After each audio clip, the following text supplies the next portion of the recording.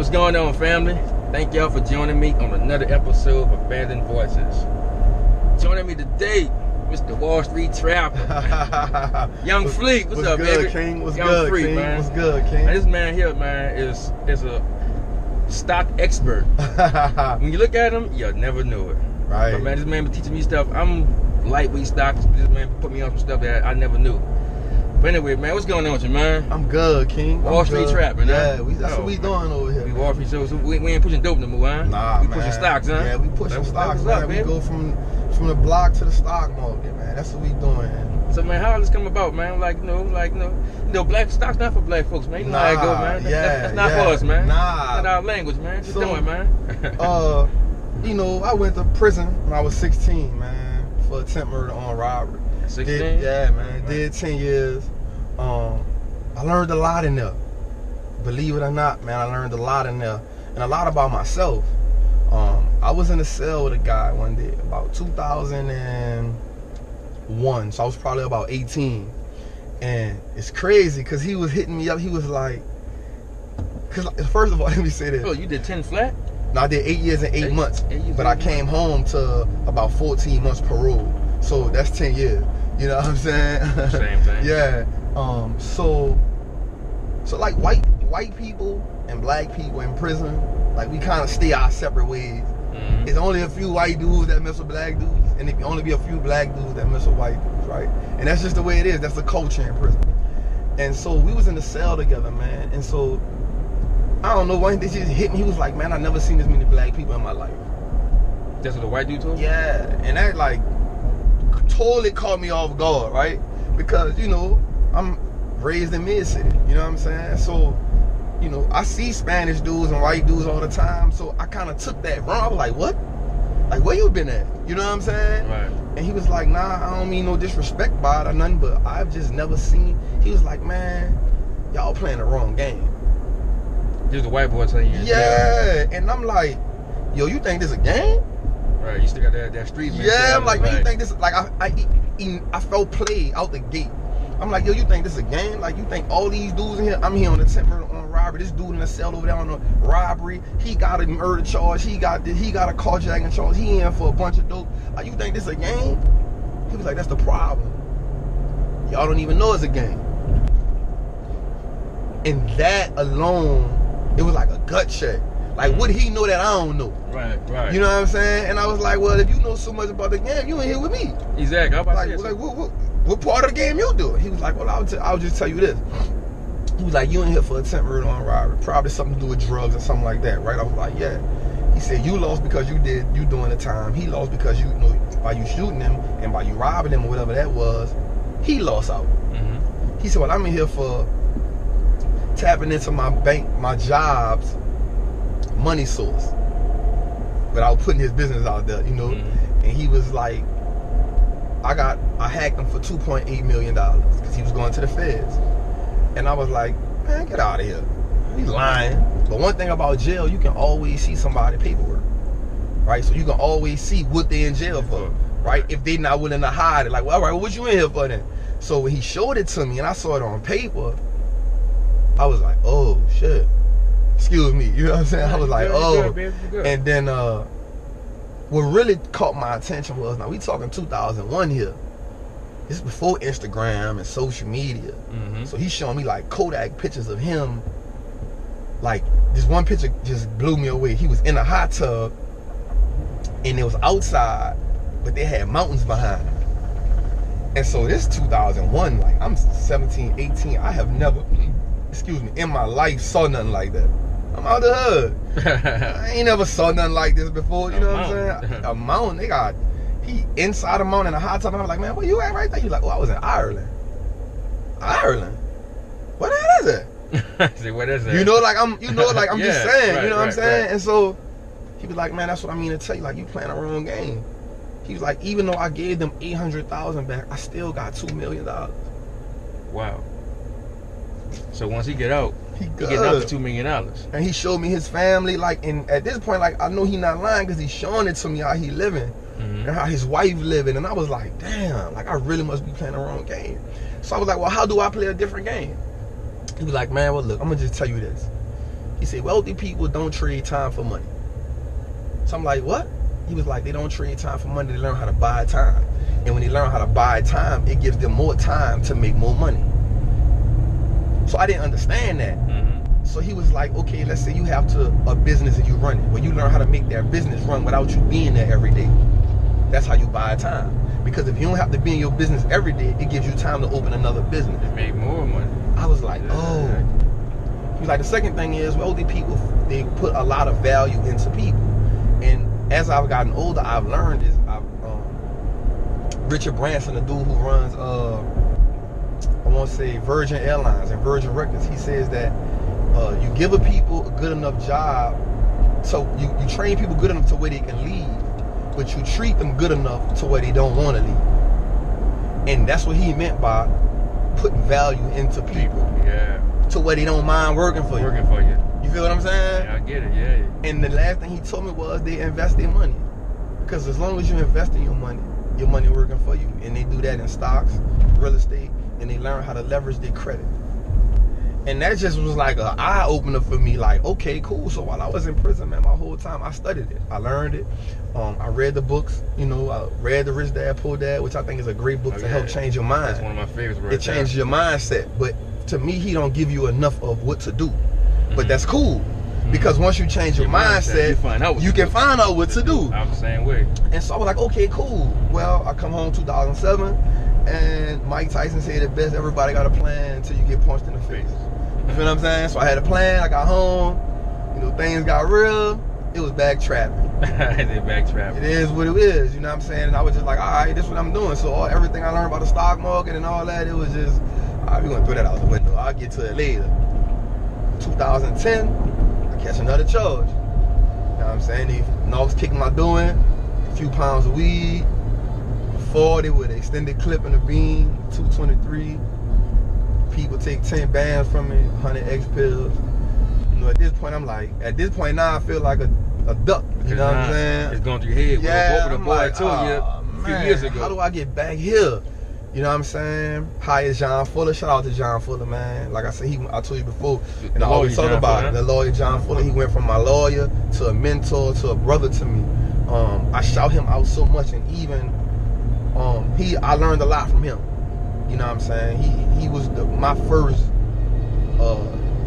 encounter with what a successful millenniated man looked like. You know what I'm saying? And how he demanded respect from people. He was great at what he did. You know what I'm saying? And I admired that, and I wanted that. But I knew I couldn't get that being in the streets, because people will feel you more than they respect you. Right. You feel what I'm saying? And you don't want to be feared, yo. Right. You don't want to. You want to be respected, man.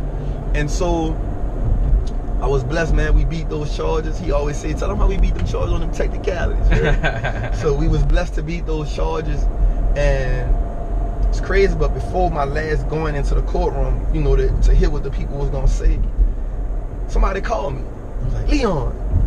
And I turn around because not too many people call me that. It's the same white dude. From jail? From 2001. Oh, we talking about 2011, 2012 right now. He was like, boy, what you doing in here? And like immediately I felt a sense of shame. Like, you know how your mama like, you know you don't supposed to be doing that, and you like, yeah, man, I know. He like, I gave you the game. And so he like, what you doing here? So my immediate response to him was, what you doing here? You know what I'm saying? I'm hoping he said he done got in trouble. You know what I'm saying? Right. He's like, nah, man, you know, my friend was in town. They got in a little trouble on Bourbon Street. You know how that go. I just want to help him out. I know a couple people, so you know, get him out the little bind. I was like, oh, okay. He like, what you doing here? Back to you. Man, what you doing here? And I still was like, he was like, man, you playing the same game? I was like, yeah, man. He was like, man, come on, man, you better than that. He told me something. He said, man, you got too much potential. Like, you know, don't play that same game if you know better, right? If you know the game and you know the rules to the game, and then you still play the game, then it's nobody's fault but your own. Right. You feel what I'm saying? Right, 100%. So I took that, and I was blessed, man. We beat those charges, and I remember going home, man, after I slept for a day and a half, because I was mentally, spiritually, emotionally, and every kind of elite. I was exhausted, because court take that much out of you, man. I was broke, right? Had a couple of dollars, and I was like, okay, God, I love the streets. This is what I've been doing my whole life. I watched my mama do it. I watched my mama get shot doing it. I watched my mama do prison time doing it. Everybody who I was born and raised, this is what they taught me how to do. You know what I'm saying? Because the streets raised me. So you know. So this is what I know how to do. So if you want me to do something else. Hold up. You watch your mom get shot doing it? Yeah, my mama got shot when I was about 8 years old in the 8th Ward, man. She got shot while I'm saying Rock Park, man. Got shot. That was her first time. Then she got shot again. But I witnessed it. You know what I'm saying? The first time I witnessed it, the second time I heard about it. And the third shooting I saw take place was a friend of our family. His mama shot him in the chest with a 12 gauge. And so my first encounters with violence were real, real close. Yeah. You know what I'm saying? It was real, real close. So honestly, like, it was easy for me to become a product of that. You know what I'm saying? Because at that point, I understood what guns do. And I understood that if somebody play with me, then I can make me feel the same pain. I can make you feel that. And then I became numb to it. You know what I'm saying? Because again, like my grandmother passed, I was about 13, and so I was in the streets then for like 100%. Because her and my mom used to battle. You know what I'm saying? My mom was like, this my boy, you know, I'm gonna teach him this because the world ain't fair. You know what I'm saying? And he gotta learn that, you know, people don't give a F about you. You know what I'm saying? And some people may be like, oh, she was a tyrant, you know, but on a cool, my grandmother was an entrepreneur. So I learned from both of them. So when I was in the space on my own, I took from both of them. Right? And then I took from the gangsters who raised me. You know what I'm saying? Because I was raised by them. And so I used that to be able to survive, not only in the streets, but in prison. You know what I'm saying? Right. But then 2014, man, I went did something, you know, wanted to get a little money. My homies went did something. God bless my brothers, you know, not my blood brother, but we was like brothers. He saved my life in a situation, man. And at that point, I was like, you know what, man? I ain't doing this no more, man. I was like, all right, God. I tried to get my way, and it ain't go out my way. All right, you know how we do. You know, when we want him to help us, look, it's all about you. You know what I'm saying? And then I was like, all right. And then it just hit me. You playing the wrong game. Like, okay. You know what I'm saying? I'm gonna go give it a shot. I'm gonna see what it do. I started doing ironwork, and that enabled me to make money legally, in a good way. You know what I'm saying? Like, I was making really good money as an iron worker. And I started investing my money. I lost a lot of money in the beginning because I ain't know nothing about it. But once I really started learning it and it started clicking to me, and see, the streets taught me to never be scared to lose money. You know what I'm saying? It ain't nothing but money. Right. And, you know, me being broke before, me sleeping in an abandoned house before in Mid-City, me sleeping in an abandoned car before at a young age. They ain't like nothing. Man, if all I can do is lose money and I ain't got to worry about nobody jacking me or robbing me or going to jail or none of that. If all I can do is lose money, I can live with that. You know what I'm saying? Like, I can live with that. And so once I got it, man, I promise you, man, once I got it, and once I felt like I understood it, I was like, yo, this is powerful. Because now I'm walking around knowing that I own something. Right? And so that's what the stock market does, man. Like, it gives you ownership. And that's the #1 way to become wealthy. You gotta own some stuff. You feel what I'm saying? You can't keep trading time for money. And that's all we taught. We taught to go to school, get good grades, and then go get a good job. Right? While these people are not doing that. They teaching their kids and they teaching their family how to build wealth. From the beginning. How to run a business. From the beginning. How to leverage your taxes. How to get a good credit score. From the beginning. From the beginning, they teaching them this. So we late to the party. Late. You feel what I'm saying? We late to the party. And so once I started from the Trap to Wall Street, I started it because I realized that, and I'm not gonna lie, I really started it to touch dudes in the hood. Right? Because I felt like if you had a job or something, then, man, you already street. Right? I started this because I wanted the word trap automatic make our people look at it like all right, yeah, trap. I know it's trap. So I'm gonna go there. And so I started it because of that. And once I really thought about something that really hit me, I said, not only like are we hustling, we selling drugs, we robbing, whatever, we kidnapping, we carjacking, right? We doing all this to get money, but at the same time, like, they got single mothers working 2 and 3 jobs trying to make ends meet. They got families with a mother and a father that's barely making ends meet. So we really all had the same problem. Exactly. Lack of money. And the reason why we got lack of money is because we got lack of knowledge, because we know for a fact that ain't a lack of money out here. Not in America. You feel what I'm saying? It ain't a lack of money. They print money out of thin air, literally. Right? And so if that's the case, then what's the problem? The problem is we not financially literate. And so for me, I was like, okay, it's my calling. This is what I'm gonna do then. And so I started it. As I was just telling you earlier, man, I quit my job. I moved back home because I moved to Atlanta. I moved back home, and I'm full throttle, man. Full throttle, man. So you basically got this knowledge, got this the knowledge, you could say, in 2001 in prison. Yeah. But you really didn't jump off the porch with it until 2014. So I think a lot of people don't see the future, and like a lot of people, they see you now or see things now and think that it happened overnight. But that's 14 years in the making. Yeah, and where we at now in 2019, like I really feel like, and I don't want to like pat myself on the back, but I be feeling like I'm a guru. You know what I'm saying? Because, well, you know, like I studied Warren Buffett, and I studied some of the great investors. And even that Warren Buffett at 86 years old, and he's worth $87 billion, the dude say he read 8 hours a day. I follow Warren Buffett. You know what I'm saying? He read 8 hours a day. He read about 500 pages I didn't know a Warren day. Buffett was until LeBron James mentioned him 3 years ago. And of course, I follow people like LeBron James. Anybody that's successful, you know. Right. And so he mentioned somebody that he look up to. Yeah. Well, if I kind of follow you, you know, even though I'm older than LeBron James, but just his work ethic and stuff like that, you know, stuff like so. I Blueprint. Like, you go to Blueprint. It's the blueprint. So who you talking about? So I go to that person. That's how I find out who Warren Buffett was. Right. For that, I would never knew. And the dude 86 years old, man, and he's a learning machine. Right? And so for me, if I understand what I'm trying to go at, then I have to be a learning machine. And so one of the things that we do as a people is we blueprint the wrong stuff. Wrong stuff, yeah. Right? So the reason why I was great for being a hustler, because I blueprinted the hustlers. Right? I want to move how the hustlers move. And the reason why we do certain things in our life is because the people before us, they moved a certain way. Right? We're only a replica of what we see on a consistent basis. It's a slang that, not slang, but a term I got from my partner Ro. Actually, the show Ro actually. Killing Ourselves Ain't Gangster. You ever check my boy Ro out? Yeah. But he said, I think guy who told it to him, but you know what I'm saying, he's a bit extra drug dealer the same way. He said somebody told him, don't change your hustle. Change the product. Change the product. I know what you're about to say. Change the product. Don't change the hustle, change the product. Change the product. Keep that same hustle. It is. Keep it going. That same momentum, that same motivation.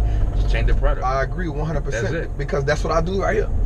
I know, hearing your story, I hear it. That's what I do. I follow you online. That's talk about, and it's basically the same thing. That's what I do. It's the product legal. What I do is, we're from the trap to Wall Street. What I focus on, I do one-on-one coaching. You follow me on the gram, you see what I do. Like, I use the things that I learned in the streets, and that's how I break the stock market down. I look at the stock as another product. And just like when you get a certain product in the streets, you got to get it from somewhere, right? And then you get it, and then you break it down, you package it up, and then you sell it to people. So why do you think most of our people scared of the stock market? Because we don't understand. It's like when you're a kid, you're not gonna just jump into 12 feet of water out the gate. You know what I'm saying? Because you know the dangers that's there, right? But once you work your way there, you with it. But along the line, there are some of us that are just ambitious enough to say, I'm gonna just jump in there. You know what I'm saying? Well, that's the thing. Like, and for me, the reason why I break the stock market down the way I do is because one thing about financial people, they are very smart, right? They smart when it comes to numbers. And the only way they can talk to you is in that language. That language, right. And so we don't understand that language, right? If I go to telling you about ROI, capital gains, preferred stock, leveraging your credit, you're gonna be like, what? The average person, man, what is that? What you talking about? Like, I know what it means, but I don't understand it. And like you said, as a person, man, look, man, whatever. I'm gonna deal with that later when I get older. Right, I'm gonna do it. I ain't worrying about that right now. So what we do is, I'm out here. Right. So we'll go take the same money that we make, and we'll go blow it making other people rich. Exactly. And so what we gotta realize is that everything in this world is designed to make us spend. And I always speak about it as we are financial prey, and you have financial predators, right? And so the thing about that is, this is a story I always tell. We all know that the lion is at the top of the food chain game. We know he at the top of the food chain game.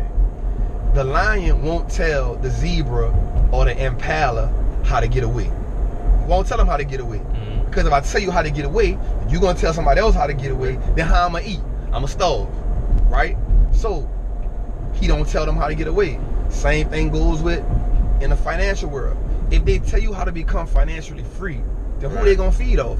It's like curing cancer. You feel me? I mean, who we gonna feed off? It is what it is. Right. I mean, I can't cure. If I cure, I'm out of a job. I'm out of a job. So it's up to you to say, okay, I'm gonna eat healthy. You know, I'm not gonna eat these foods that give me a higher chance of getting cancer. Just like with investing. Like, if you're not gonna learn how to pay yourself first, if you're not gonna learn that banks really rape you out your money, if you don't learn that, then they tell us what? Put your money in the bank. Right? Not knowing what fractional reserve bank is. What is that? Okay, that's simply saying this. If you put $1,000 in the bank can legally take 900 of those dollars, which equal 90%. They can take 90% of whatever you put in the bank and give it to somebody else, right? And so let's say you put $1,000 in the bank. They're going to take $900, right? But when you go to the bank, it's still going to say you got $1,000 in there. But it's really just a bank credit, right? So they're going to take the $900, give it to me. I'm going to go take the $900 and spend it. Whoever I spend it with, they going to take the $900 and put it in the bank. And then the bank going to take $800 of that and loan that out. So in essence, they've made like $1,700 to $1,900 off your $1,000. And that cycle keep on going. That's how they make money out of thin air. So your money ain't worth nothing. So you put your money in the bank, and the savings account, you're like, oh, I got my money in the bank. Right. Okay, well, you making 0.02% interest on your money in the bank. It's going to take you 483 years to flip that money.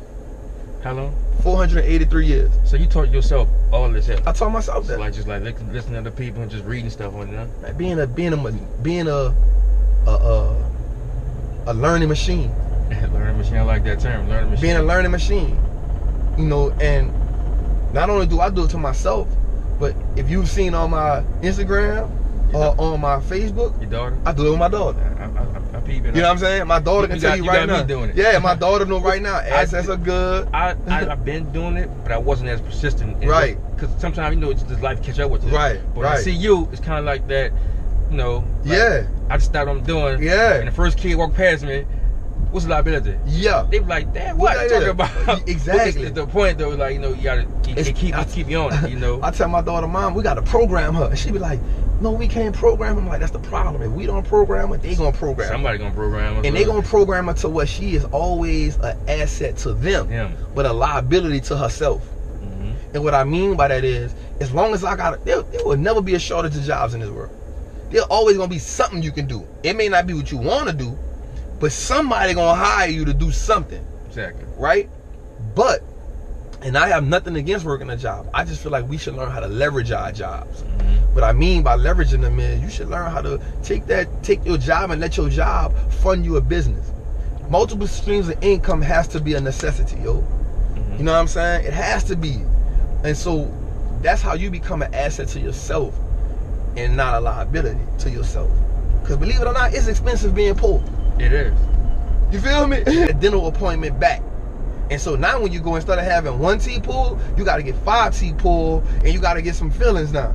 You know, that little sound you may hear that's messed up in your car, because you don't have the money for it, you can't fix it now. You got to get it fixed 3 months later, and it got worse. It got worse. So it done messed something else up. You know, that leak in the house, or that leak somewhere may be bad. If you fix it now, you can catch it. But if you wait, now you got to do a whole flow. You know what I'm saying? So it's expensive being poor. You know what I'm saying? But we have become accustomed to appreciating being poor. Right. Like, it's cool.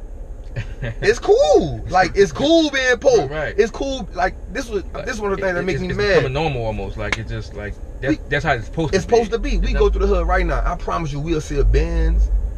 We'll see a Beamer. We'll see that. Like, you can go in any female house right now. She probably, she probably got a pair of red bottoms or a pair of designer bag, whatever. Ask her, does she own a business? ask her, does she own some stock? Do you own some real estate? Right?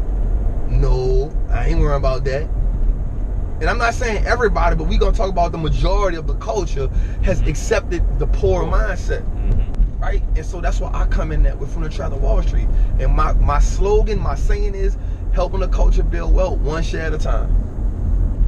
One share at a time. Once you get one share, you going. I think a lot of people cut you off. Go ahead. A lot of people kind of fear the stock market. And I was the same way, which I'm not deep in investing. I'm nowhere close to you yet. And I'm running, trying to catch up with you. But I'll be there. I'll be there one day. You coming? But a lot of people think that you need money to start. And I thought that one more time, man. I don't got no $5,000. Right. Yeah.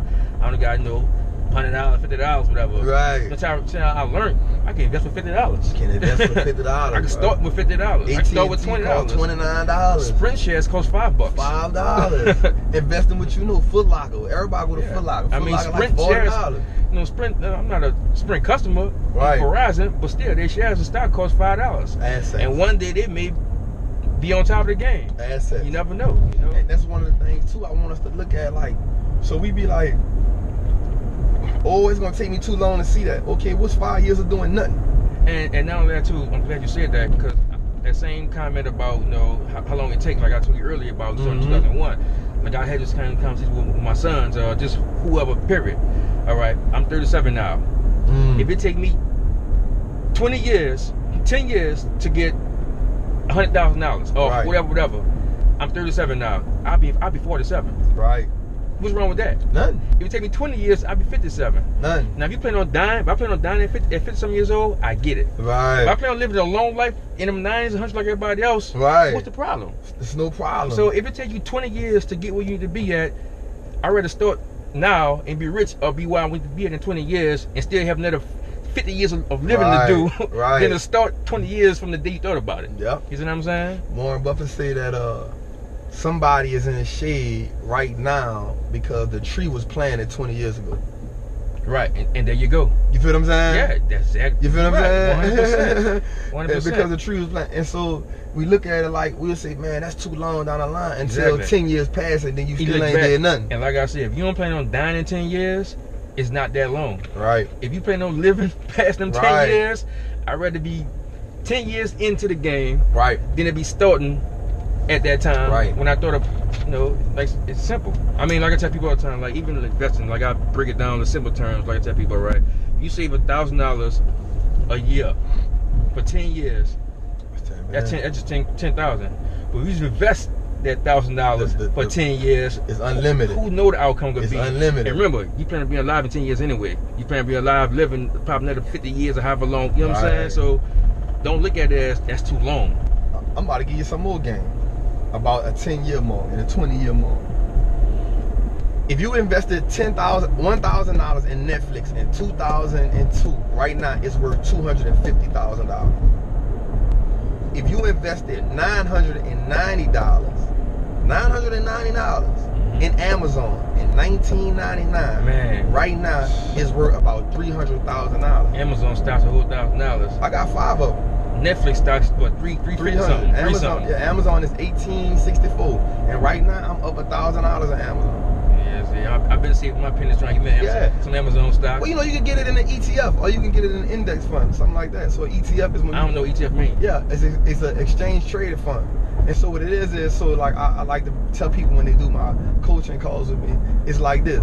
So an index fund would be you investing in the whole stock market. So let's use that as a fruit basket, right? The fruit basket got apples, orange, bananas, tangerines, all that in it, right? The index fund would be you getting a basket with just oranges and grapefruits in it, right? Similar products, right? And so what an ETF is you buying all of the companies that move and operate the same way. So let's say you wanted to invest in marijuana, right? And you didn't know which marijuana stock you wanted to buy. You could buy a marijuana ETF and have all the marijuana companies at one time. You know what I'm saying? And it's just like that. It's funny because I just brought some marijuana stocks yesterday. Yeah. $50. Who you bought? Canopy Growth?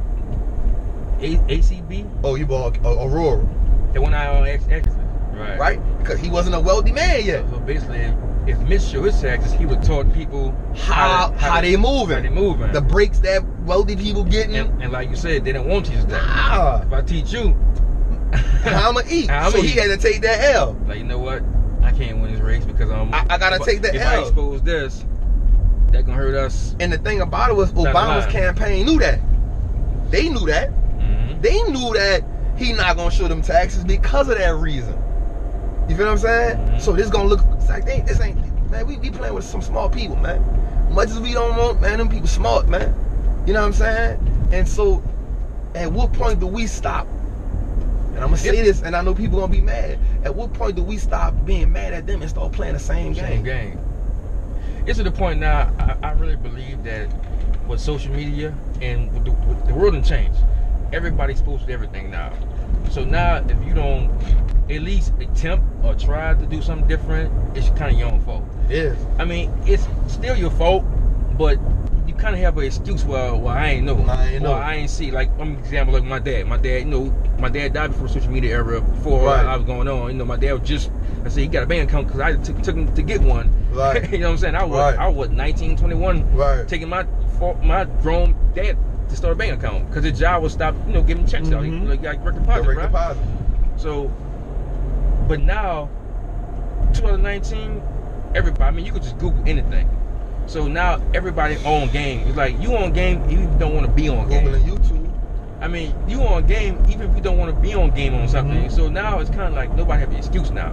You know what I'm saying? When it comes down to almost about nothing, like you can't really say, you can't use the white man term no more. Right. That's over. That's over. You can't. The white man, no, ain't a white man. Right. It's you. You know now. And the thing about it is, I'll say this: we lazy learners.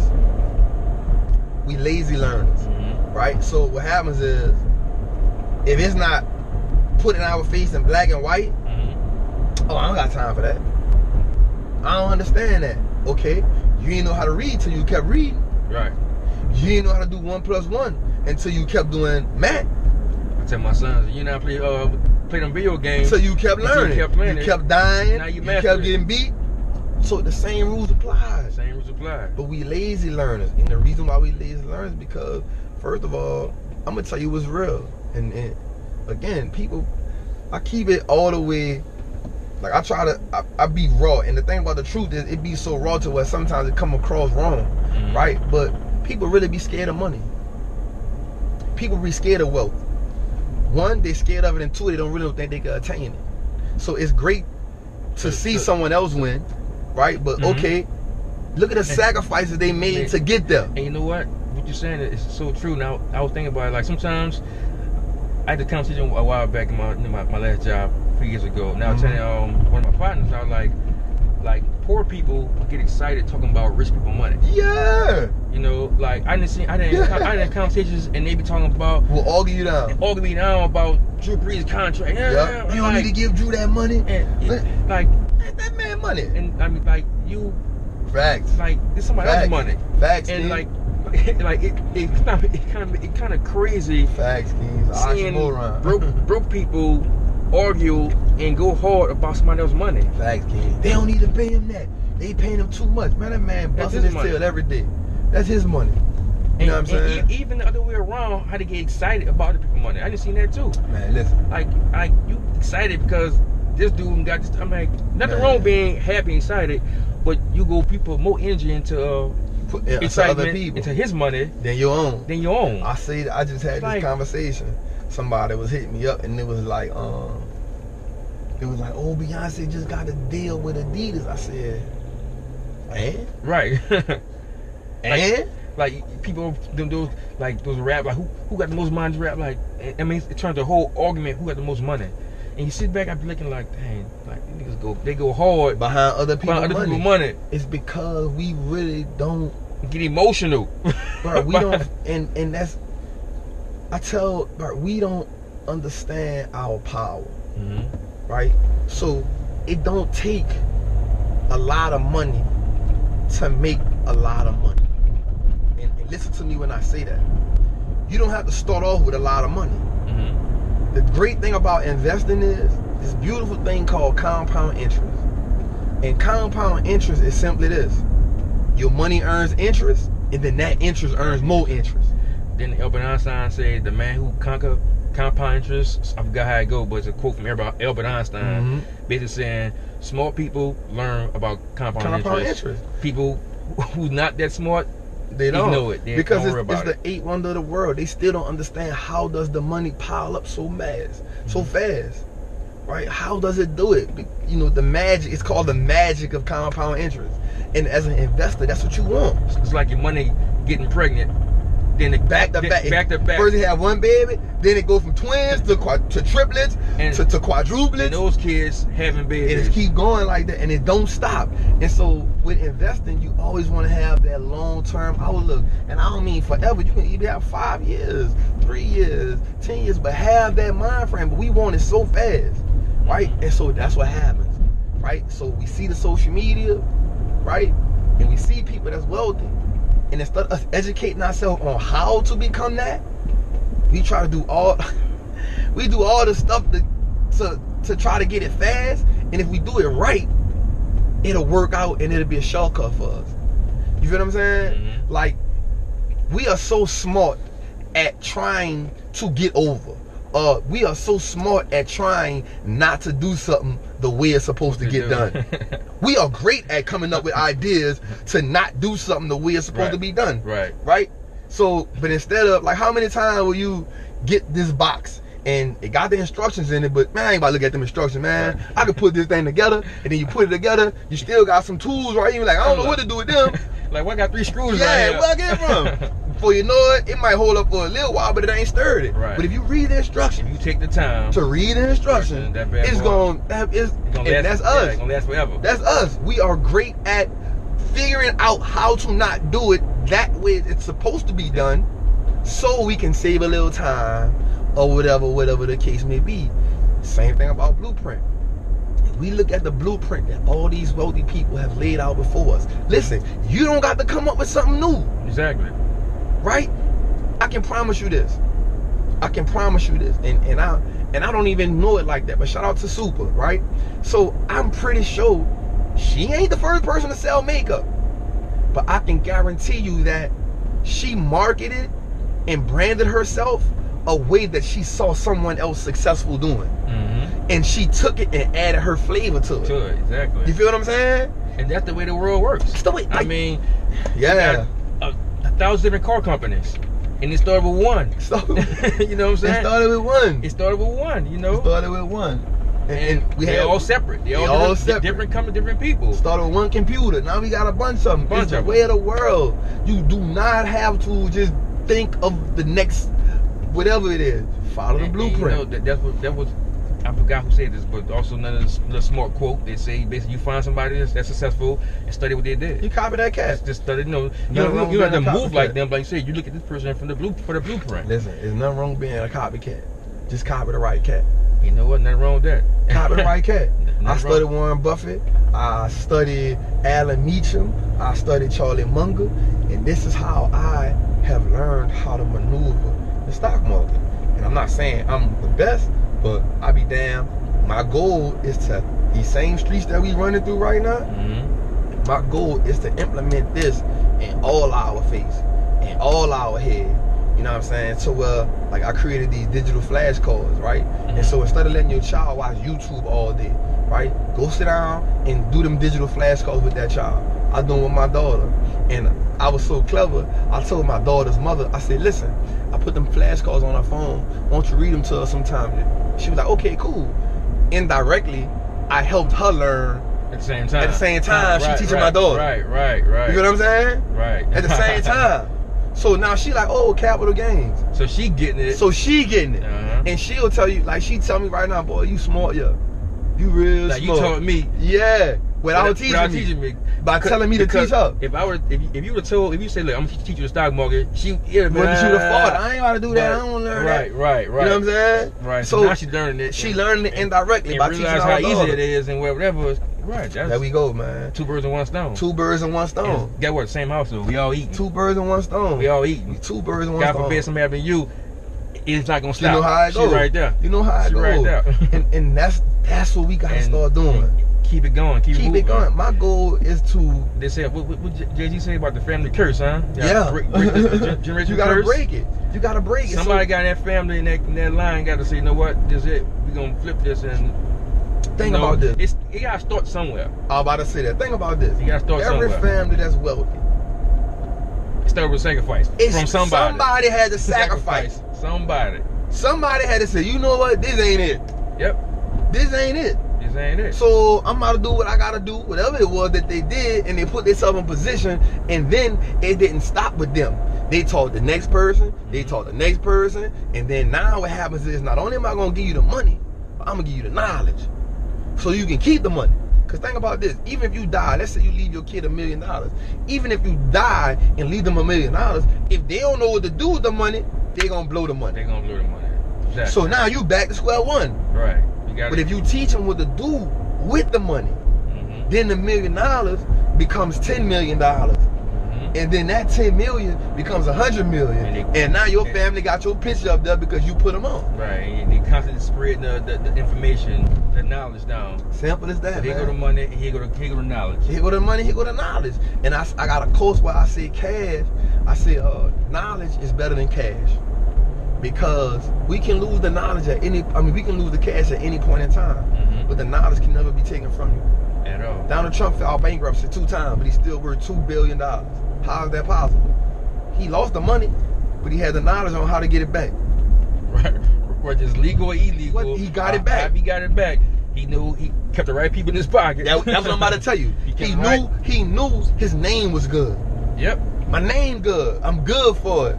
You know what I'm saying? I'm good for it. Put me on. I know the game, and I can do it without having to sell drugs. Like I reverted back to. You know what I'm saying? I'm gonna play the legal game. You feel what I'm saying? I'm gonna build a company. I'm gonna leverage my credit. Right? See, we don't even know that. Like, we want to get a good credit score. Why?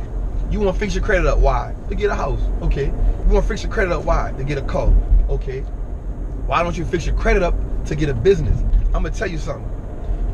It's so hard to get a personal loan for $10,000. Right? To get a personal loan for $10,000, $20,000, you damn got to jump through some rings with fire on. Right? Right. I started my business and my credit score pretty good. It's decent.